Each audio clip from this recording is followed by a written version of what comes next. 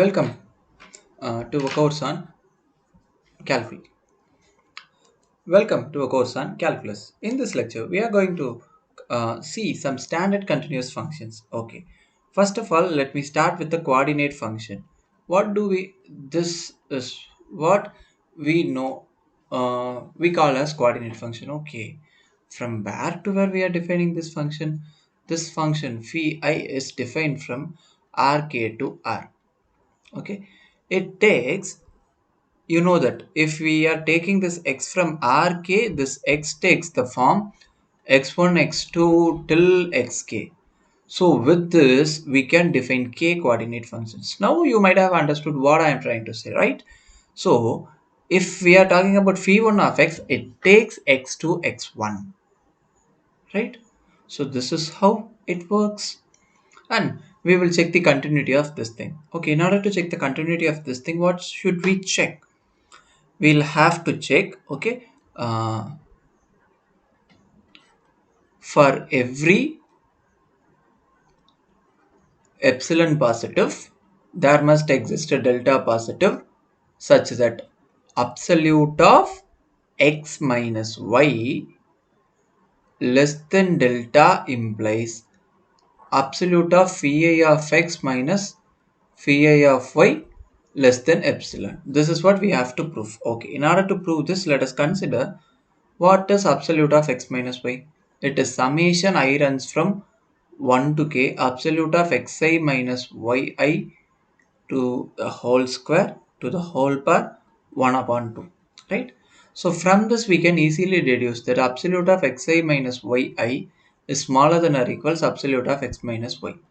Okay, here let epsilon be a given quantity. So when epsilon is a given quantity, we will have to identify some delta, right? So choose your delta to be same as that of epsilon. So if you do so, what are you going to get? Here you may see that if your absolute of x minus y less than delta, then what are you going to get?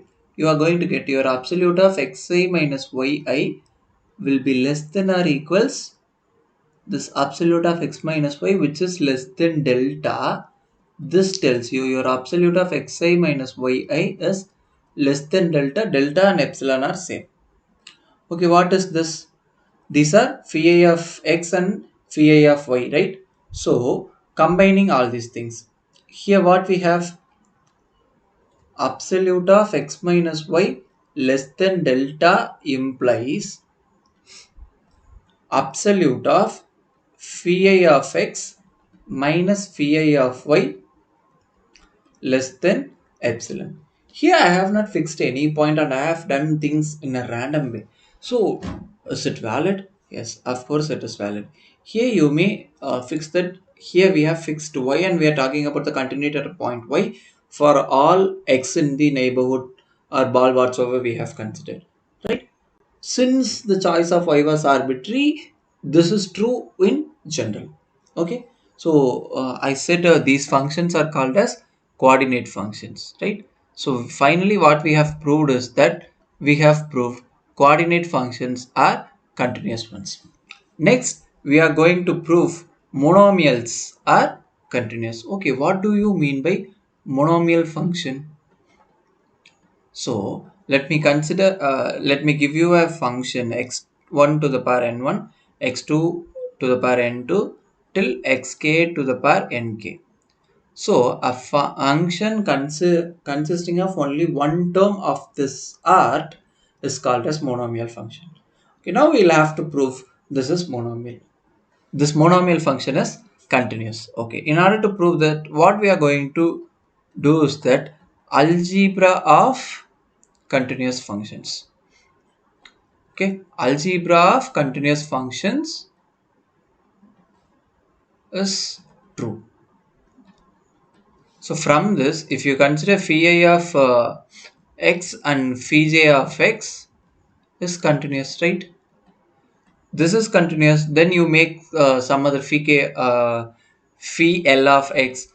You may take this I and j values to be any value from 1 to k, and you may repeatedly make use of this. So repeating this idea lets you what? Your x1 to the power n1, x2 to the power n2, and it goes till xk to the power nk is continuous, and this proves your monomials are continuous, right?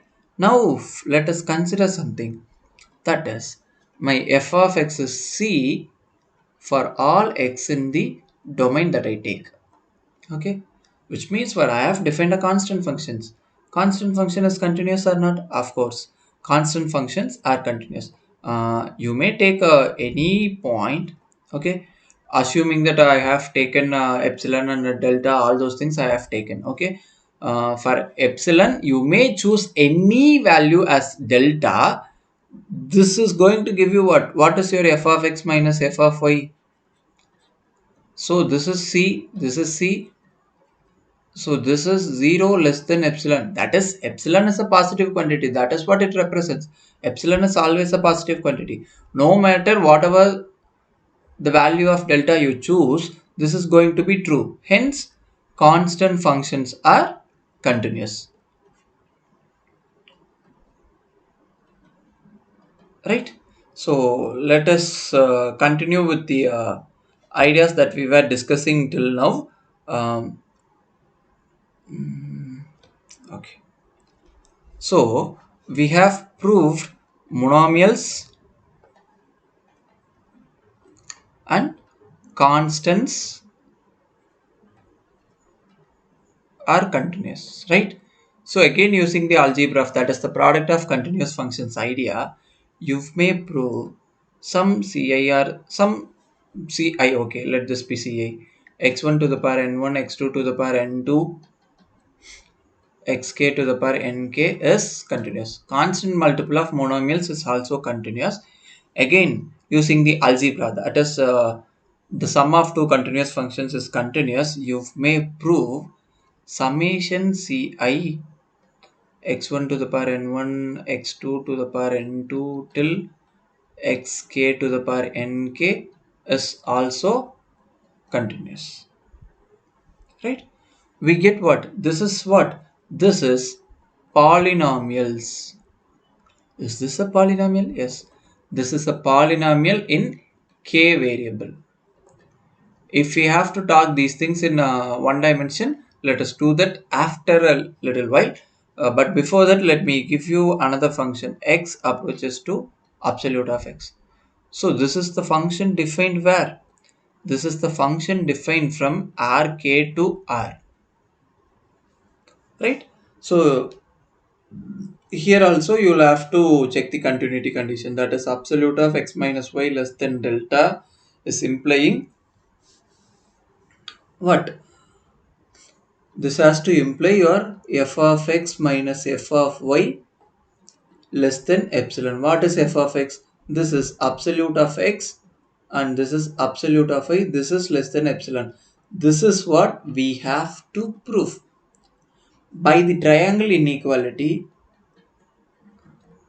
this is smaller than or equals absolute of x minus y.